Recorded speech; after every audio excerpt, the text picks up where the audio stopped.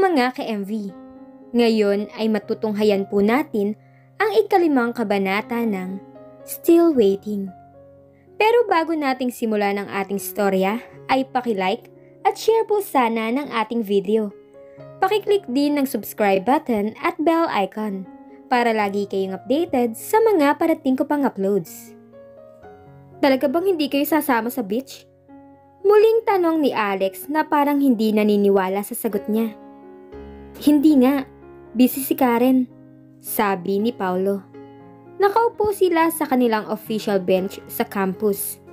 Nagpaplano ang mga kaibigan niya na mag-out of town. Ngunit sa napakabihirang pagkakataon, hindi siya sasama. So, dati naman sumasama ka kahit wala ang girlfriend mo. Debate nito. You can always watch girls in their bikinis. Hey! Sabat ni Jen. Hindi ako pro sa suggestion mo. Karen is my best friend. There's no harm watching girls. I'm not going without Karen. Anunsyo niya para matigil ang dalawa sa diskusyon. Tiningnan siya ni Alex na parang hindi makapaniwala sa sinabi niya. Minabuti niya ang ibaling ang paningin sa librong nakabukas, ngunit hindi naman niya binabasa. Hindi niya gustong ipaalam dito na ganun siya kaseryoso kay Karen. Na ultimo ang pagtingin sa mga babae ay hindi na ganun ka-appealing sa kanya. Matyaga siyang nagpupursigi sa pakikipaglapit sa babae hanggang ligawan na niya ito.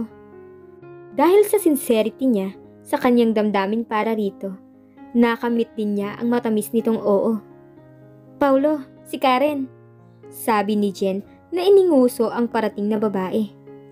Kaagad naman siyang napangiti at nilingon ang direksyon nito. Bakit ba ganyan ang mga babae? Kayong mga babae, parang lahat na lang dala-dala. Parang buong bahay nasa bag nyo na. Pagkasabi nun kay Jen ay tumalikod na siya upang salubungin ang girlfriend. Nang makalapit siya rito ay nalikan niya ang noon nito bilang pagbati. Akin na yung mga bags na yan. Aniya na inabot ang bitbit nito. Karen, mahal mo ba ako? Napahagikik ito at masuyong kumapit sa kanyang braso. Oo naman. Pwede bang mahilingin ako sa'yo? Ano yun? Nakangiti ito habang nakatingin sa kanya. Pwede bang bawasan mo ang bitbit mo? Kasi kapag magkasama tayo, pakiramdam ko parati tayo may pupuntahang out of town. Hindi ko naman pinabubuhat sa'yo lahat, di ba? Kunway irap nito. Okay, fine. Sabi niya na wala ring ibang choice kundi pagbigyan nito. He kissed her on her forehead once more. Kung wala lang sila sa campus, malamang sa labi nito dederecho ang halik nito. God, I hate loving you so much. You don't have a choice. Hinigpitan ni Karen ang pagkakakapit sa braso niya habang naglalakad sila patungo sa mga kaibigan at nakiumpok sa mga ito. Nakangiti naman ang mga ito habang pinapanood sila. Paulo, pwede bang pakiabot yung bag kong yun? Turo ng girlfriend nito sa isang bag. Bakit? Anong gagawin mo? Nagdududang tanong niya pero sinunod ang hiniling nito. May gagawin lang ako. Sagot nito at kinuha ang isang babasahin sa loob ng bag. Binuklat nito ang collection magazine na dala nito. Karen, huwag ka munang magbasa. Maghanap ng style na idadissect o models at mga artista na babagayan ng mga damit na makikita mo dyan sa magazine. For once, give me your full attention. Pasensyosong pahayag niya. I can't help it, natural sa akin to. Sabi nito na patuloy pa rin ang pagtingin-tingin sa magazine. Plus, magsisimula na akong mag-OJT sa collection magazine. Ayoko namang pumasok doon na hindi ako prepared. You're more than prepared. Frustrated niyang sabi. Isinara ni Karen ang magazine. Isang mapanuksong ngiti ang ibinigay nito sa kanya na para bang nag-e-enjoy sa kanyang frustrated reaction. Bakit ba ayaw mo akong tigilan? Ano pang problema kung gusto kong pag-aralan tong magazine kung saan ako mag-OJT? I want to be the best intern. I need your full attention even just this once, Karen, he said. Cutting her short, I want your attention. Tahimik lamang ang mga kaibigan nila na nakikinig sa kanilang usapan. Okay, you got my attention. Sabi ni Karen. "No what?" Ngumiti si Paolo. "Dinner tayo mamaya?" Yun lang? Pinaikot nito ang mga mata.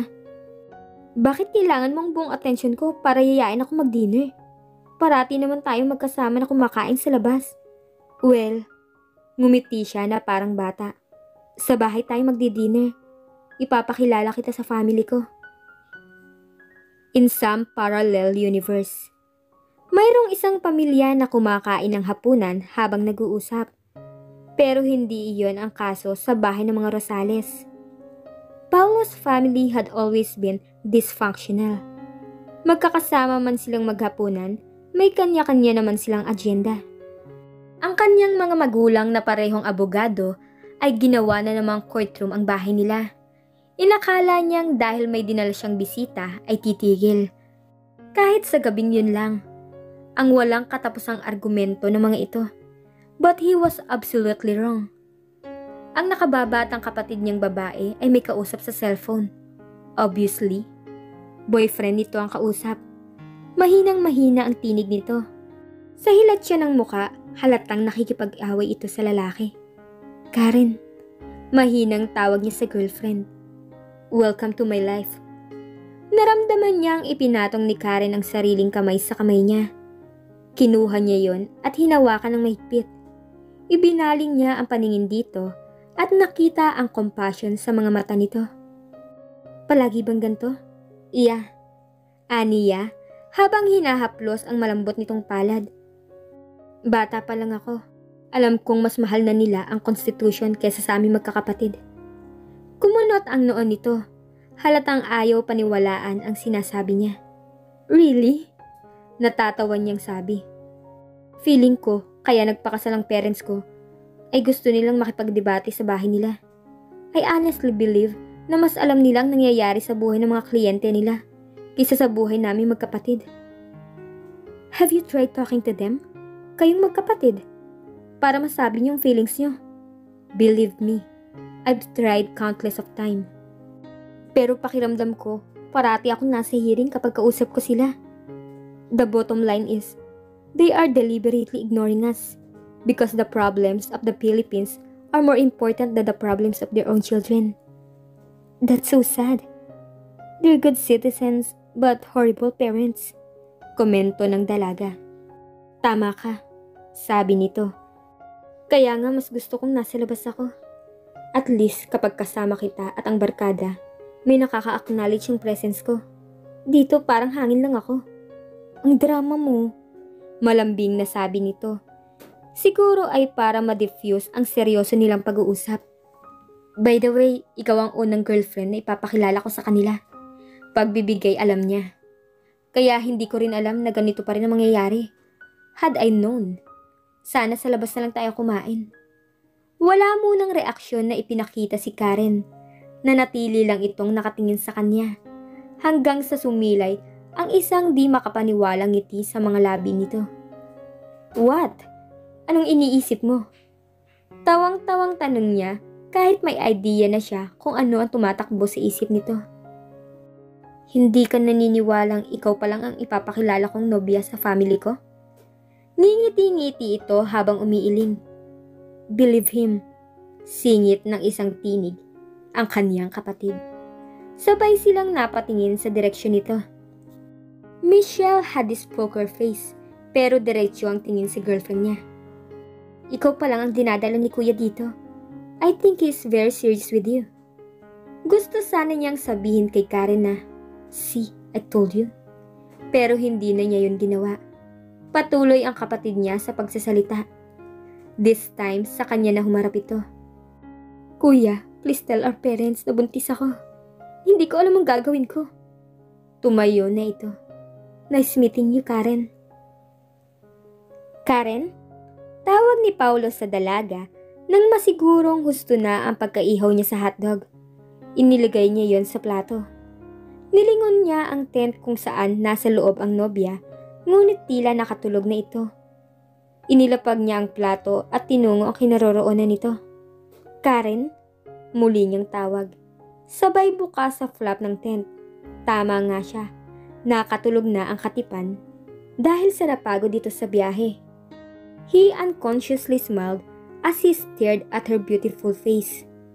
Pumasok siya sa loob ng tent upang lalong mapagmasdan ito. Payapa ang mukha nito habang natutulog. She was even smiling. Lumuhod siya para gisingin ito. Subalit dahil natutuwa siyang pagmasdan muna ang payapang mukha nito, ay hinayaan niya itong matulog. Kusang umangat ang kanyang kamay at marahang hinaplos ng kanyang daliri ang malambot at makinis nitong balat. Had he fallen real hard for Karen? Was that the reason why just by looking at her face brought contentment in his heart? Magmula nang dumating ito sa buhay niya ay parang naging mas madaling harapin ang mga problema niya. Hindi siya nagiging melodramatic. Siguro, in love lang talaga siya.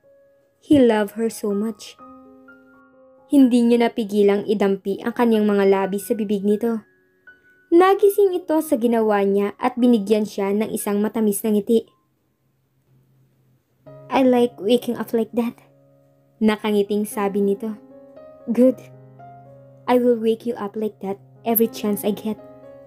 Muli niyang idinampi ang labi sa mga labi nito. Gumanti si Karen ng halik. If he was not a guy, malamang inisip niya ang romantic notions na nakapaloob sa ganong klaseng halik. But he was a guy. Hormones ang gumagabay sa kanya. Kaya bago pa umabot sa puntong kamunduhan na ang gumabay sa kanya, ay itinigil niya ang paghalik sa nobya. Bumangon ka na. Ready na ang dinner natin sa labas. Nakagawa ka na rin ng bonfire? Oo naman.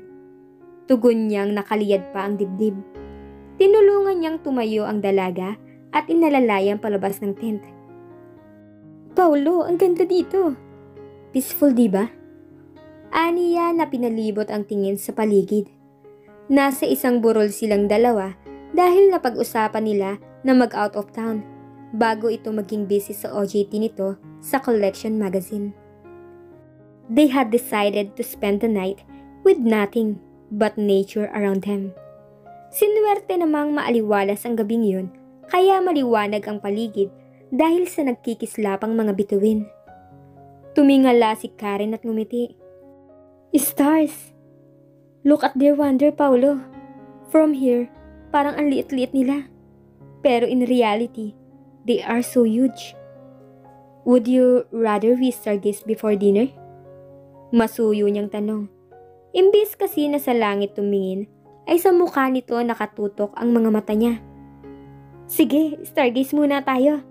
Okay, kukunin ko lang yung blanket para nakahiga tayo. Okay. Excited na sabi nito. Bumalik siya sa tent para kuhanin ng blanket. Hindi na siya nagdala ng unan. Dahil mas maiging sa braso na lang niya humiga si Karen. Binalikan niya ang girlfriend at inilatag ang blanket sa lupa. Saka inalalayan itong maupo. This is a wonderful night, Paulo. Something I would always remember. Naupo siya sa tabi nito. Let's try to make it wonderful every time we are together, Karen. Seryoso niyang sabi. Masyado nang maraming hang-up sa buhay ko. At sa'yo lang ako nakakahinga. At nagiging masaya. Ang drama mo? Tawang-tawang tugon nito. Inunahan mo? Kunway paninisi niya. Maya-maya ay humiga siya para hindi mangawit ang leeg sa katitingin sa bituin. Inabot niya ang kamay ni Karen at marahan itong hinila palapit sa kanya. She laid down beside him at ginamit nitong una ng braso niya. Hindi ka pa nagugutom? Tanong niya. Food is the last thing on my mind now that I'm lying here beside you watching the stars gaze upon us. Watching the stars gaze upon us? Ang poetic naman ng mahal ko. Tawang-tawa rin niyang biro. Nakakainis ka naman eh. Reklamo nito sabay ng mahinang palo sa dibdib niya. Aray! Nakatawa pa rin niyang sabi. May parusa sa ginawa mo, honey. Paulo? Kiss me. Padabog na kumilos si Karen at nakasimangot nang humarap sa kanya. Itinaas niya ang isang kilay para iparating dito na seryoso siya sa hinihing halik. I'm waiting, sabi niya. Hindi na nito mapigilan ang mapangiti. Matatanggihan ko ba naman ang boyfriend ko? Hindi. Napaghagik-hik muna ito bago yumuko para ibigay ang hinihingi niya. Once again, he felt how soft her lips were. Once again, he tasted how sweet her breath was. And once again, he fell in love with her. Actually, it was the first time that Paolo felt so strongly to a girl. Siguro talagang mahal niya ang nobya. Kaya habang lumalalim ang halik, ay kumilos siya para magkapalit sila ng pwesto. At that point, while he was claiming her lips under that blanket of stars, he wanted to do something more. Saglit siyang tumigil sa paghalik dito upang tingnan ang mukha nito. Nakapikit ang mga mata nito, pero nang maramdaman na tumigil na siya, ay dahan-dahan itong dumilat. Why did he stop? Tanong nito. Karen, I want to do something more. More than kissing you. Pero hindi ko yun gagawin kung ayaw mo. Hindi kaagad ito nagbigay ng reaksyon. Nanatili lamang nakatitig sa kanya. And then she smiled. Won't you kiss me again? Baka hindi ko na ulit mapigilan kapag nagsimula tayong muli. I'm not going to stop you, Paolo. Sabi nito, mahina ngunit sigurado ang tinig. I love you and I'm yours. Sa narinig ay muli niyang inangkin ang mga labi nito. Karen responded so passionately. Ramdam niya ang pagmamahal na nagmumula rito sa bawat halik na ipinagkakaloob nito sa kanya. And he was damn lucky that this wonderful girl loved him more than he deserved. At dahil na rin sa pagmamahal niya rito, ay pinili niyang maging marahan sa bawat paghalik, sa bawat paghaplos. She needed his gentleness because he knew it would be her first time. He showered sweet kisses all over her face, then to her neck. He was being cautious touching her skin. He wanted her to know that he would be very gentle. Nang magawa niyang tanggalin ang damit nito, ay sandali siyang tumigil para tingnan ang mukha ng girlfriend. Walang mababakas na pag-aalinlangan doon sa napipintong mangyari sa kanila. He started to take off his clothes. Deeply, he kissed the only woman he had ever truly loved, while gently caressing her soft body. Sa lugar na yon, sa tuktok ng burol, naging isa ang kanilang mga katawan. Saksi ang mga bituin sa kalangitan sa isang napakagandang pangyayari sa pagitan ng dalawang taong nagmamahalan. Balik sa kasalukuyan. This is the very reason why I opted to be single. Pabulong na sabi ni Karen sa sarili habang ipinapark ang kotse sa gilid ng quadrangle ng Sprouts Learning Center. Ayokong nahahassle ng ganito. Are you telling me something, tita? Nakaupo si Yam-Yam sa tabi niya sa front passenger seat. Kaagad siyang nakaramdam ng guilt nang marinig ang tanong nito. Oh no, baby. No. Malambing na sagot niya.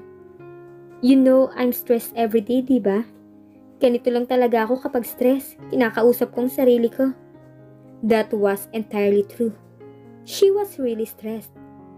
Mayroon kasi siyang isang kliyente na nagpupumilit isuot ang isang gown na sa palagay niya ay hindi babagay rito. Her name was on the line. Her reputation as a stylist was at stake. Idagdag pang kailangan niyang samahan si Yam-Yam sa family day nito. Her own dear brother and sister-in-law had decided to attend a very important seminar on one of the most crucial days of her career. Great, just great. Tita, I'm so sorry kung nakadagdag pa ako sa stress mo. Oh no baby, it's okay. Diba nag-promise ako kapag wala ang mami at daddy mo, ako ang mag-aalaga sa inyo? Pero tita, alam ko naman pong palagi kang busy. Tapos kailangan mo pa po akong samahan sa family day. Eh alangan namang hindi ka magpunta. Malamyos niyang sabi. Tinanggal niya ang seatbelt at niyakap ang pamangkin. No matter how stressed I am at work, Nandito lang ako palagi para sa inyo. Pinisil niya ang ilong nito. Ikaw kasi ang favorite niece ko. Ako lang naman ang niece mo eh. Exactly. Napahagikik siya. Let's go. Medyo late ka na sa family day.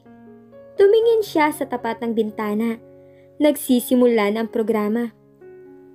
I have one tiny request though. Pahabol niya na saad dito bago lumabas ng sasakyan. Huwag tayong sasali sa games ha. May kailangan akong tapusin. I will watch them play na lang, tita. Magkasabay silang bumaba ng kotse. Tinungo niya ang compartment kung saan nakalagay ang mga gamit nila. Do you want me to help you, tita? Amazed na tanong nito nang makita kung gaano karami ang bitbit niya. It's okay. I can manage, baby. Iminuwestra niyang maglakad na ito. Dito na lang tayo. Aniya nang makita ang isang bench sa ilalim ng isang puno. Ipinatong niya ang picnic basket sa mesa. Pwede po bang puntahan ko na mga classmates ko? Okay. Pagpayag niya, kaya kaagad itong tumakbo patungo sa mga kaklase. Karen grabbed the opportunity to set the table for her working convenience. Binuksan niya ang laptop at nag-check ng email. Pero hindi siya makapag-concentrate sa ginagawa dahil sa ingay ng mga naglalaro. Inilabas niya ang iTouch upang subukan na mabura ang ingay ng paligid. Muli niyang binalikan ang binabasa. Karen? May kumalabit sa kanyang balikat. Habang paharap siya sa taong nasa kanyang likuran, ay tinatanggal niya ang earphone sa kanyang tainga. Ngunit sa prosesong iyon, ay may natabig siyang isang kamay na sa malas ay may bitbit na juice. Kaya di sinasadyang tumalamsik iyon sa kanya. What the? Nabigla niyang sabi nang sundan ng kanyang paningin ang tilamsik ng juice. Ang puti niyang slacks ay nagkaroon ng batik na dilaw. Damn it, Karen, I'm so sorry. Nang marinig niya ang boses na yon, ay tila napako siya sa kinauupuan. Kilalang kilala niya ang tinig na yon kahit ilang taon na ang lumilipas. I'm so sorry, Karen. Ulit nito. Hindi niya nagawang tumugon. Sa katunayan, hindi niya nagawang tingnan ang may-ari ng boses.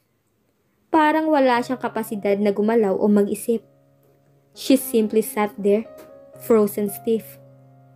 Nanatili siyang nakayuko hanggang sa maupo ang may-ari ng tinig upang tingnan ang damage ng slacks niya. I'm so sorry, Karen. Hindi ko sinasadya. Hindi naman to ang gusto kong mangyari. Sabi ni Paulo habang iniaangat ang kanyang baba sa pamamagitan ng mga daliri para magtama ang kanilang mga paningin. At dito na po nagtatapos ang ika-5 kabanata ng Still Waiting. Abangan niyo po ang susunod na mangyayari.